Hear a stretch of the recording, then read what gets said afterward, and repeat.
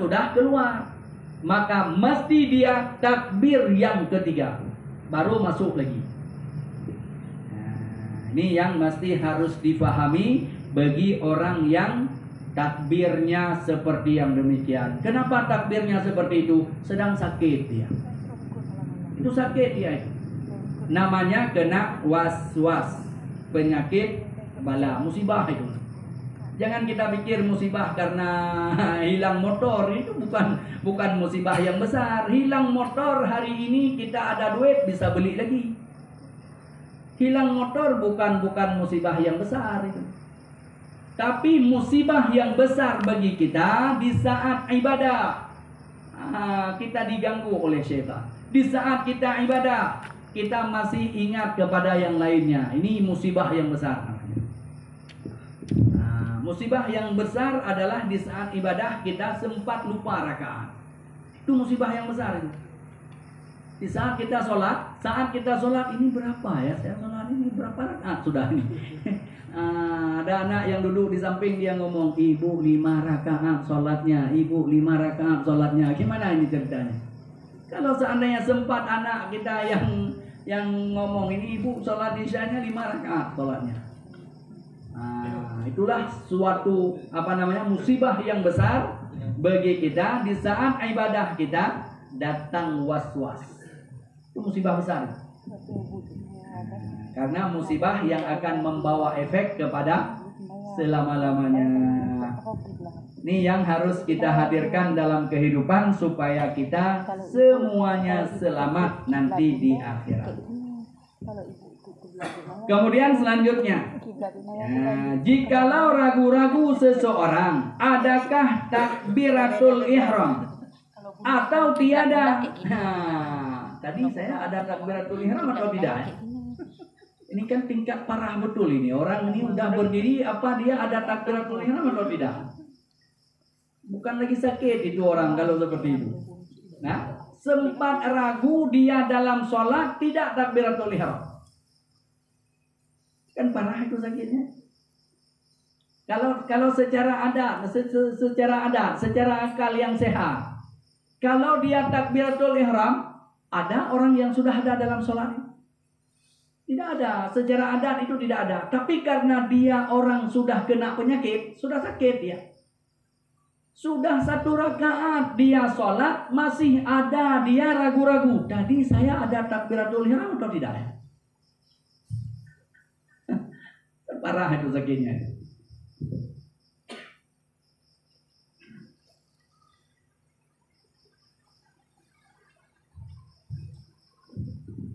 Nah, maka apabila ada seperti yang demikian, jikalau ragu seseorang, adakah takbiratul ihram itu ataupun tidak, atau adakah ada ataupun tiada. Nah, ini ragu seseorang, adakah takbiratul ihram atau tiada. Nah, lalu dia takbir, niscaya tiadalah sah takbirnya. Karena ragu-ragu dia tadi. Sedang dalam sholat itu ragu dia. Maka ujungnya dia takbir balik. Karena ragu, Allahu Akbar, takbir balik dia. Maka apabila ada seperti yang demikian, niscaya tiada sah takbirnya. Jikalau takbir dia itu dengan niat. Jikalau takbir dia dengan niat. 2 rakaat kemudian maka takbir dia dengan niat 4 rakaat. Maka tiada sah takbirnya itu. Ini gawat orang yang sudah seperti itu. Ada yang kadang-kadang sudah 2 rakaat sholat ragu kepada takbiratul ihram lagi. Ada yang sudah 1 rakaat, ujungnya kadang-kadang takbiratul ihram ulang. Ada yang rusak lagi sholatnya. Kalau dia sudah 1 rakaat dia sholat, nggak ada angin, nggak ada hujan, dia sudah rusak sendiri lagi sholatnya. Udah balik lagi dia jalan-jalan, kemudian balik lagi ke situ takbir lagi. Allahu Akbar. Yang dirusak tadi ngapain? Ini kalau sempat ada seperti yang demikian, itu namanya main-main, tala'ob dalam sholat. bermacam-macam model orang yang sholat itu. Kenapa semua itu bisa terjadi? Kata yang mulia Syekh Azizi, itu dua kemungkinan. Kalau dia bukan kurang akalnya, ya kurang agamanya. Nah, ini yang harus kita hadirkan dalam kehidupan. Jangan sampai kita digonjang-ganjing oleh syaitan. Dalam sholat, syaitan ini tak pernah tinggal diam ya. Nah, di luar sholat kita digodanya, di dalam sholat tidak tinggal diam, tetap masih digonjang-ganjing kita, hingga sholat kita jadi was-was, sholat kita jadi bermasalah, gara-gara datangnya penyakit was-was. Nah, maka jika seperti yang demikian kejadiannya, maka tiada sah takbirnya itu. Dan jika takbir imamnya 2 kali, niscaya tiada dia mudaratkan dia akannya dia, karena ditinggalkan atas yang akmal. Ini kalau misalnya imam ini, jika takbir imamnya 2 kali, niscaya tiada dia mudaratkan dia akannya dia, dikarenakan ditinggalkan atas yang akmal, atas yang sempurna. Kalau imam, gimana contohnya ini? Allahu Akbar. Jadi di saat dia sesudah takbirnya, ada ganjal di hatinya, takbir balik. Ini yang lebih parah lagi, sesudah makmum takbir semuanya, imam takbir ulang. Allahu Akbar, makmum sudah takbir semuanya. Tiba-tiba imam ini sakit dia, ujungnya takbir balik dia. Allahu Akbar, makmum sudah takbir semuanya. Kalau dihitung-hitung sudah duluan makmum takbir.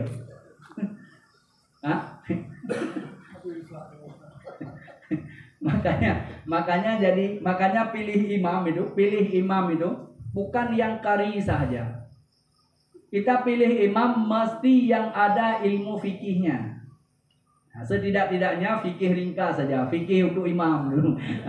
Harus paham itu, jangan sampai imam ini sekarang ini tidak dipeduli kadang-kadang masalah fikih. Yang dipedulikan, dijadikan syarat harus hafal 30 juz. Padahal di saat kita tanya hafal dia oke 30 juz, tapi di saat kita tanya berapa huruf Fatihah yang harus dijaga, baru kopolomo dia tak tahu itu berapa syarat baca Fatihah. Ada yang pernah sama sekali tak pernah dia dengar katanya. Karena Tengku termasuk salah satu yang pernah ngetes imam. Nah, dipilih Tengku termasuk salah satu orang yang ngetes imam. Jadi di saat Tengku tanya, bacaannya oke, luar biasa, bacaannya oke, semuanya oke. Nah, diberikan kepada juri untuk bertanya. Jatuhlah Tengku yang bertanya. Tengku tanya kepada salah satu calon-calon daripada imam itu, Tengku tanya, membaca Fatihah itu berapa syaratnya? Ada yang imam jawab, kami tak pernah dengar itu Ustaz. Tak pernah didengar. Syarat membaca Fatihah tak pernah didengar. Kan aneh.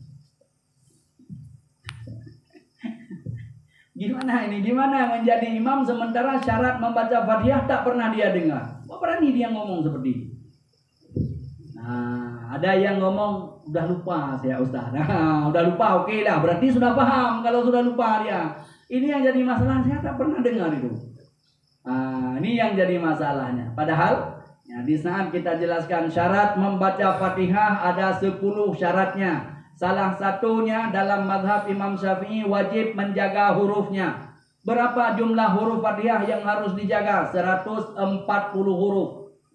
Kalau dibaca dengan dipanjangkan pada Maliki Yaumiddin, maka itu 142 huruf. Berapa tasdid yang harus dijaganya? 14 tasdid mesti wajib dijaga.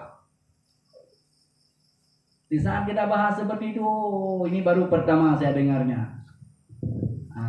Ini yang jadi masalah. Sekarang banyak masjid yang diutamakan hafiz, hafal Al-Quran. Bagus itu penghafal Al-Quran. Tetapi alangkah baiknya juga yang ahli fikih. Ya, ini perlu untuk kita hadirkan. Jangan kita jadi penitia masjid, nanti kita termasuk orang yang cari imam yang hafal 30 juz. Tapi tak pernah kita tanya apakah dia itu paham ilmu fikih. Kira-kira jelas? Jelas. Ada pertanyaan sebelum kita lanjut kepada faedah selanjutnya. Ini ada faedah lagi. Nah, ada pertanyaan?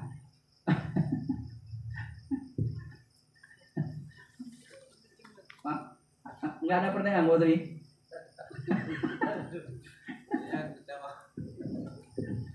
Bang Adhar malam ini ada pertanyaan?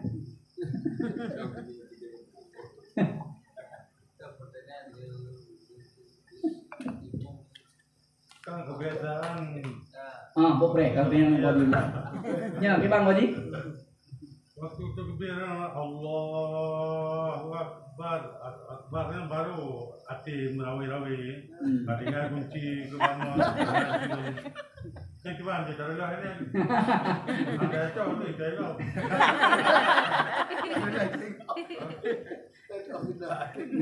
Yang kena. Asal sesudah kita takbir ingat kunci di ininya. Yang lebih parah lagi jam tangan. Nah, waduh di tempat wudu ini jam tangan 1,5 juta lagi. Kalaupun dilanjutnya sholat ini hati ke jam tangan terus itu. Ini bagaimana ini? Apakah boleh dirusak dulu sholatnya? Nah, ini yang perlu harus dipahami. Merusak sholat itu adalah dosa. Tapi menjaga harta juga itu wajib. Kalau jam tangan yang 1,5 juta tinggal di tempat ambil wudu, maka jangan dibiarkan sampai selesai sholat. Kalau selesai sholat jam tangan udah pakai kaki. Mereka bilang kursi yang gila Allah Akbar. Macam pikir orang bilang. Benar lupa kan ingat itu. Nah, jadi gimana ceritanya kalau seperti itu? Apa kita pikir untuk itu terus? Obat hati, yang obat hati ada 5 ada akhir langsung itu obat hati. Kata pentingannya gimana dah? Obat hati dia kamu hak penadol. Obat hati yang memang gimana dah? Nah, salah satu cara untuk mengobati hatinya, ya perbanyak istighfar. Itu salah satu obat untuk mengobati hati, perbanyak istighfar. Itu salah satu untuk mengobati hati, perbanyak astagfirullahaladzim. Kemudian supaya dalam sholat kita tidak terlalu merawi-rawi, tidak terlalu nampak kunci, yang lebih parah lagi yang hilang dalam sholat tepatnya. Pokoknya asal yang hilang sholat langsung jumpa. Tadi sudah pening cari tak dapat. Kalau sholat langsung dapat, langsung ide jumpa. Yang ada orang tua ada termayang. Mungkin Allah Nah, supaya hilang daripada seperti yang demikian, maka di saat kita sholat kita fokus kepada bacaan. Kalaupun kita tak paham makna, tapi kalau kita tahu makna, maka kita membacanya dan kita ingat maknanya, maka itu akan hilang. Nah, fokus dalam ibadah, ya kita lihat di saat kita sholat, Allah pasti melihat kita. Nah, ini sekurang-kurangnya kita di saat sholat, Allah pasti melihat kita. Ini Pak Camat aja kita yang awasi kita sholat, khusyuknya minta ampun. Ini misalnya ini Pak Camat perhatikan kita sholat, khusyuknya minta ampun. Ini apalagi yang perhatikan kita sholat Allah. Maka hadirkan Allah di saat kita sholat. Allah melihat kita. Maka ingat kita. Yang ibaratkan tadi daripada kurang kendor lebih.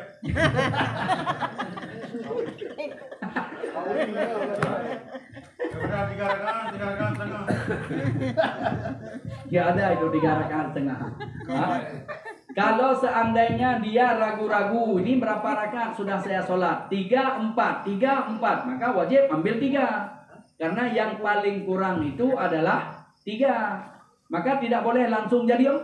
Apabila dia itu 4, maka pas kebetulan 3, maka itu tidak sah. Tapi bila seandainya dia ragu 3, 4, 3, 4, 3, 4, maka wajib mengambil 3. Berarti bangun 1 rakaat lagi. Nah, maka di saat dia bangun ternyata bukan lagi yang keempat, sudah yang kelima, maka nanti tinggal sujud sahwi saja.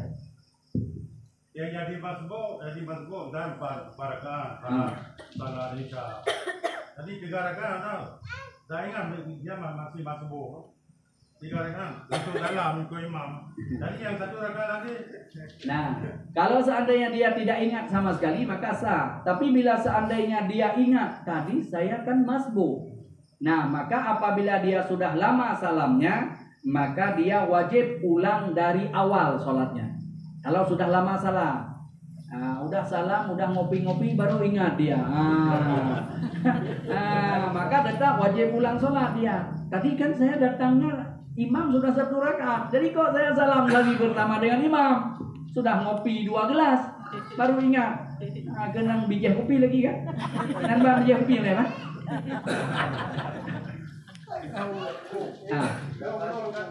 Kan dalam agama umat sering ikut kan, urut kan Allah, urut mana masalah sekarang urut ikut nama dia pada Allah, itu kan dia dengan dia langsung dia, kadang urut sampainya Allah. Nah, ini yang sedang kita bicarakan itulah. Dia tidak ada usaha bagi orang lain atau umumnya mental yang mandalkan.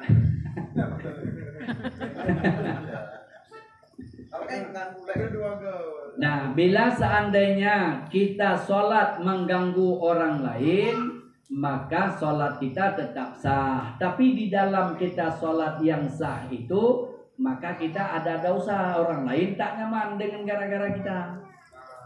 Maka kita harus saling menjaga kenyamanan juga dalam beribadah. Ibadah berjamaah itu harus mesti kita menjaganya. Jangan sampai gara-gara kita orang lain terganggu. Termasuk, ini yang paling banyak termasuk kita bawa anak kecil yang umur di bawah 7 tahun. Anak kecil yang umur di bawah 7 tahun ya. Kalau yang 7 tahun itu sudah perintah. 7 tahun itu sudah ada perintah. Rasulullah langsung memerintahkan kepada anak yang umur 7 tahun. Siapa? Kepada walinya. Tapi bila anak di bawah umur 7 tahun kita bawa ke masjid gara-gara anak kita mengganggu ibadah orang lain, maka walinya berdosa. Berdosa itu. Nah, tapi kalau sudah 7 tahun, maka anak itu sudah memisah. Dia sudah sah sholatnya. Nah, ini yang kebanyakan ini masjid-masjid di perumahan. Masjid di perumahan, orang tuanya tak datang, anak-anaknya duluan yang datang hari Jumat. Main pepet dia di masjid. Sangat parah itu. Kita baca khutbah pertama, itu baru ada orang 25 orang tuh.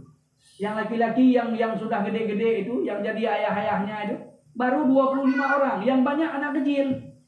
Maka bila khatib baca khutbah pertama belum ada orang 40, maka khatib wajib dia ulang lagi khutbahnya. Itu tak ada khilaf.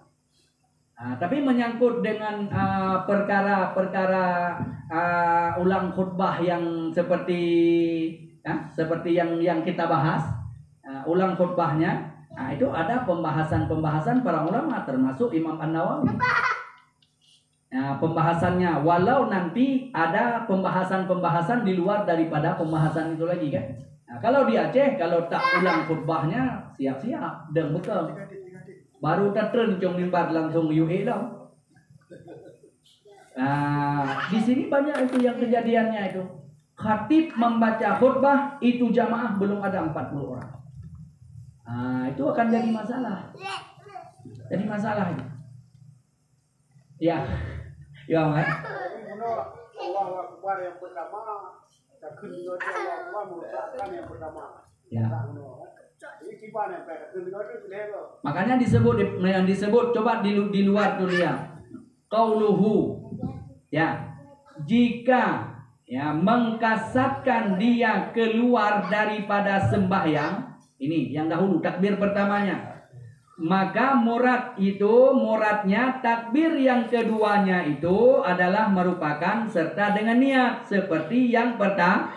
Seolah-olah, nah ini seolah-olah takbir yang kedua itu membatalkan sembahyang. Allahu Akbar, sudah sah itu kan takbirnya.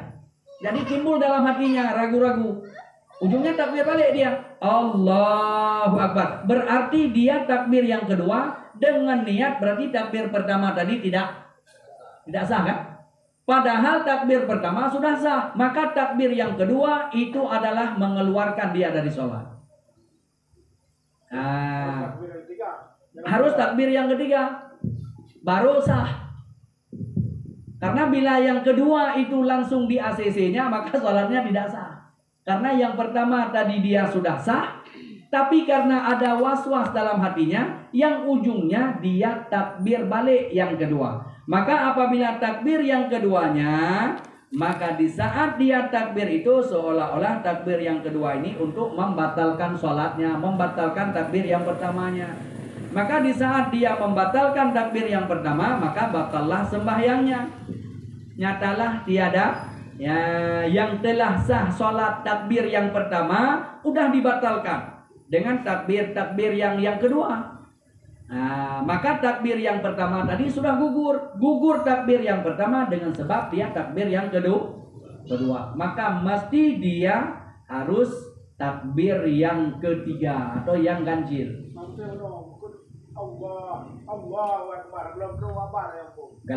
Kalau seandainya belum sampai kepada akbar, itu belum dihitung takbir yang sempurna. Allahu Akbar, baru dihitung takbiratul ihram sudah sampai kepada kalau Allah itu belum dihitung takbiratul ihram. Itu dikira taikun imum. Imumnya di dalam kegiatan sehari-hari, di dalam surah rajim itu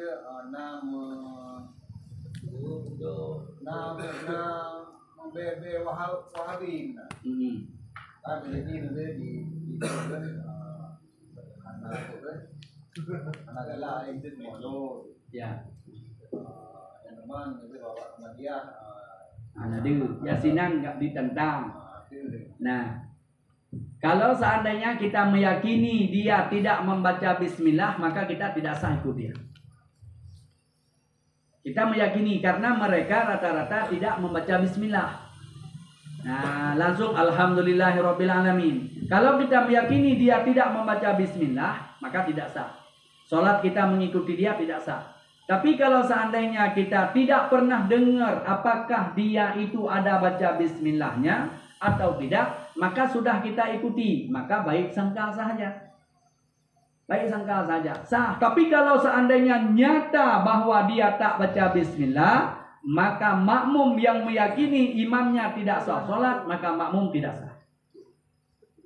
Nah, makanya harus hati-hati kita. Di saat kita mengikuti imam, kita harus paham betul. Ya, karena itu kita angkat sebagai imam, pemimpin kita yang akan bertanggung jawab nanti di hadapan Allah. Kalau salah kita angkat pemimpin, maka kita juga masuk lengkap. Masuk lengkap. Berarti berarti panduannya ya dalam arti pegangannya cuma sekedarnya cuma sekedar naik bismillah taruhlah naikin latih. Iya. Jadi dalam hati tak bisa. Itu tentang mulut, mulut gitu. Iya. Lagi ibadah yang lain yang kira-kira menurut kita bid'ah lah semuanya. Maka bila seandainya kita sudah melihat dia menentang maulid Nabi, yasinan dia juga menentang, maka dia yang menjadi imam, berarti dia dalam rombongan sebelah. Kalau dalam rombongan sebelah kita tengok kawannya itu tak baca bismillah. Nah, Maka bila seandainya seperti yang demikian, atau niat di luar takbiratul ihram, karena mereka rata-rata niatnya di luar takbir. Nah, kalau seperti yang itu kejadiannya, maka kita bisa melihat kawannya. Karena untuk kita melihat pribadi orang, tengok kawannya. Dengan siapa dia berkawan? Kita ingin lihat si A. Si A ini kita tak tahu. Maka tengok si A ini dengan siapa berkawannya. Maka untuk kita melihat siapa dia, maka tengok kawan. Maka bila kawannya rombongan yang tidak membaca bismillah, rombongan yang niatnya di luar takbir, maka kita tidak sah mengikuti dia. Nah, seperti itu. Walau kita tidak pernah lihat dia ini, walau kita tak pernah ininya. Seperti itu. Jelas-jelas ini pernah dalam suatu hari saya nanya tentang rukun khutbah sama dia. Ya. Dia bilang kayak rukun khutbah seperti wasiat. Ini boleh di dalam salah satu khutbah. Ya. Sedangkan ayat harus dua-dua khutbah. Oh, itu sudah ininya. Padahal gini, rukun khutbah itu 5. Yang wajib musyarikat 3. 3 yang wajib musyarikat. Makna musyarikat 3, khutbah pertama juga tidak wajib dibaca. Khutbah kedua pun mesti ada yang 3 ini. Mana yang 3? Pertama puji, yang kedua salawat, yang ketiga wasiat. Wasiat yang ketiga ittaqullah. Itu menyangkut dengan ayat dan doa, maka boleh dibaca pada dua-duanya, boleh dibaca salah satunya. Sah itu karena yang 2 ini tidak wajib musyarikat. Tapi yang 3 ini musyarikat. 2 khutbah mesti harus ada. Nah, seperti itu. Ya, kira-kira jelas dulu ya. Yang Bang ada? Imam Masjidil Haram, Masjid Nabawi, jangan nagilati ya. Jelas? Imam Masjidil Haram. Bukan. Di sana itu bermazhab kepada Imam Malik. Bermazhab juga kepada Imam Hanafi. Nah, kalau bermazhab kepada Imam Hanafi, sementara kita mengikutinya, maka sah, tak ada masalah. Karena 4 imam ini adalah merupakan ahli sunnah wal jamaah. Dan mereka ada baca bismillah. Nah, cuman mereka mengikuti mazhab Imam Malik, baca bismillah itu sirri. Nah, jadi bukan dengan jihar. Kalau mazhab Imam Syafi'i pada sholat jihar ya jihar, pada sholat sir ya sir. Ya, ya Bang Har. Jadi saya supaya ibu-ibu. Nah, Tapi mungkin itu ada kursi tapi ya, sama. ya, Yang bayar ini normal, mau ikut ini normal itu. ya. Bayar normal. Gimana? Ini kita harus paham. Kita angkat menjadi imam itu orang yang kamaliyah, yang sempurna ibadahnya. Orang yang duduk di atas kursi itu adalah orang yang darurat. Kita ikut orang darurat. Sementara kita ini orang yang sempurna, ibadah kita ini ibadah orang yang sehat. Nah, maka apabila kita mengikuti orang yang kurang ibadahnya, maka itu khilaf para ulama. Atas kaul yang mu'tamad itu tidak sah. Atas kaul sani sah. Ini ulama. Nah, Itu yang ini ulama. iya, ulama kan ada juga ulama. Tak mesti ulama yang harus jadi imam. Ulama itu kan ada anak muridnya. Boleh yang menjadi imam itu anak murid beliau. Jangan dipaksakan. Kalau seandainya beliau tidak bisa menjadi imam, maka jangan dipaksakan.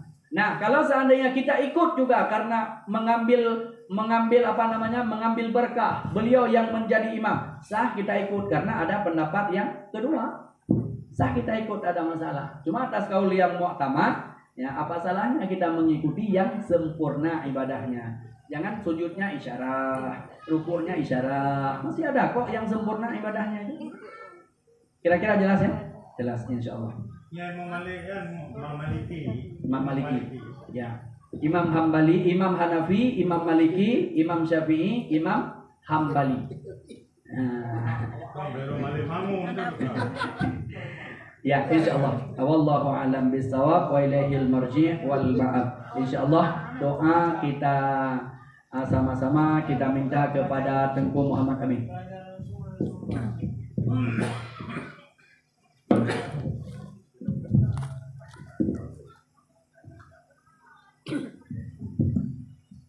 أعوذ بالله من الشيطان الرجيم بسم الله الرحمن الرحيم الحمد لله رب العالمين حمدا يوافي نعمه ويكافئ مزيدا يا ربنا لك الحمد كما ينبغي لجلال وجهك الكريم وعظيم سلطانك اللهم صل وسلم على سيدنا محمد وعلى آله وصحبه أجمعين اللهم اغفر لنا ذنوبنا وذنوب والدينا وارحمهم كما ربونا صغارا ولجدنا ولجداتنا ولجيراننا ولمعلمنا ولمشايخنا ولمن أحسن وأحب إلينا ولجميع المسلمين والمسلمات والمؤمنين والمؤمنات الأحياء منهم والأموات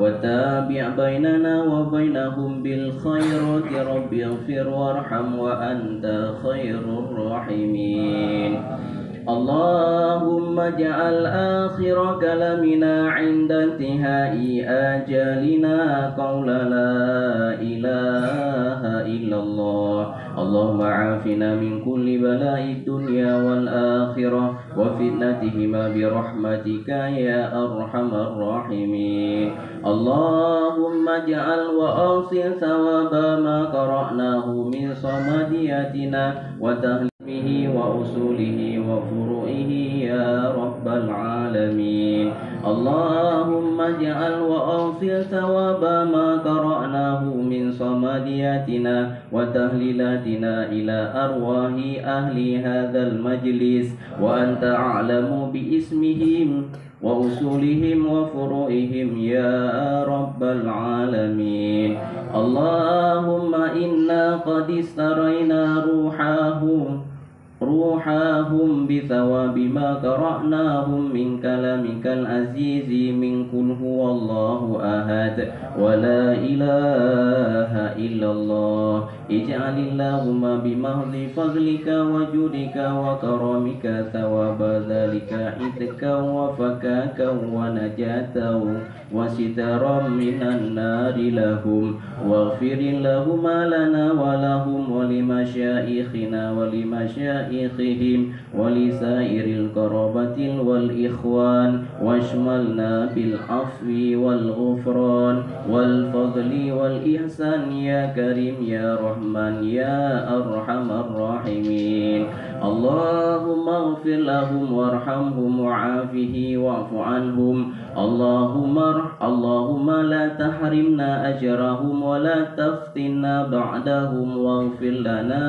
ولهم اللهم اجعل قبورهم روضة من رياض الجنان ولا تجعل قبورهم حفرة من حفر النيران اللهم إن كانوا محسنين فزد في إحسانهم وإن كانوا مسيئين فاغفر لهم وتجاوز عنهم ولا تعذبهم وأنت غني عن عذابهم برحمتك يا أرحم الراحمين اللهم أنزل الرحمة والنعمة والبركة والسلامة والعافية علينا وعلى قبورهم وجف الأرض عن جنبيهم واجعل الجنة مسواهم يا رب العالمين اللهم اجعل القرآن لهم في قبورهم مؤنسا وفي القيامة شفيعا وإلى صراط نورا وإلى الجنة رفيقا ومن النار سترا وحجابا اللهم ارحمهم رحمة واسعة واغفر لهم مغفرة جامعا يا ملك الدنيا إنك على كل شيء قدير اللهم انقلهم من ضيق القبور إلى جنتك جنة الخلود برحمتك يا أرحم الراحمين اللهم أجرنا وإياهم من النار اللهم أجرنا وإياهم من النار اللهم أجرنا وإياهم من النار ربنا ظلمنا أنفسنا وإن لم تغفر لنا وترحمنا لنكونن من الخاسرين ربنا هب لنا من أزواجنا وذرياتنا قرة أعين واجعلنا للمتقين إماما ربنا آتنا في الدنيا حسنة وفي الآخرة حسنة وقنا عذاب النار وصلى الله على سيدنا محمد وعلى آله وصحبه أجمعين والحمد لله رب العالمين الفاتحة ورحمة الله أعوذ بالله من الشيطان الرجيم بسم الله الرحمن الرحيم الحمد لله رب العالمين الرحمن الرحيم مالك يوم الدين وإياك نستعين اهدنا الصراط المستقيم صراط الذين أنعمت عليهم غير المغضوب عليهم ولا الضالين رب اغفر لي ولوالدي آمين صلى الله على سيدنا محمد صلى الله عليه وسلم صلى الله على سيدنا محمد صلى الله عليه وسلم صلى الله على سيدنا محمد يا ربي صل عليه وسلم